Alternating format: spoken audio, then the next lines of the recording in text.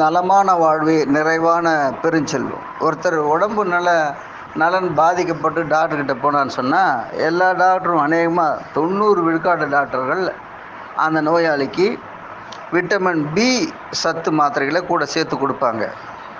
ஏன்னு சொன்னால் vitamin B குறைவு தான் பல்வேறு நோய்களுக்கு காரணமாக அமையுது. இந்த விட்டமின் பியில் B1, B6, B3, B12 இப்படி பல்வேறு விட்டமின் பி சத்துக்கள் இருக்குது. சரிங்களா?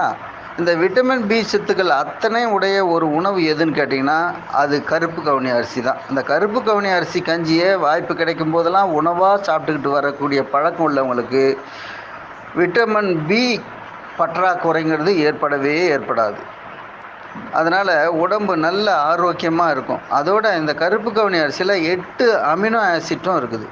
அதுவும் நம்முடைய உடல் நலனுக்கு நல்ல உறுதுணையாக இருக்கும். எனவே இந்த கருப்பு கவுனி அரிசியை வாய்ப்பு கிடைக்கும் போதெல்லாம் கஞ்சி செய்து சாப்பிடுவதோ அல்லது வேறு உணவாக தயார் பண்ணி சாப்பிட்றீங்கன்னா சுவையான உணவு அல்வா மாதிரிலாண்ட செய்து சாப்பிட்லாம்.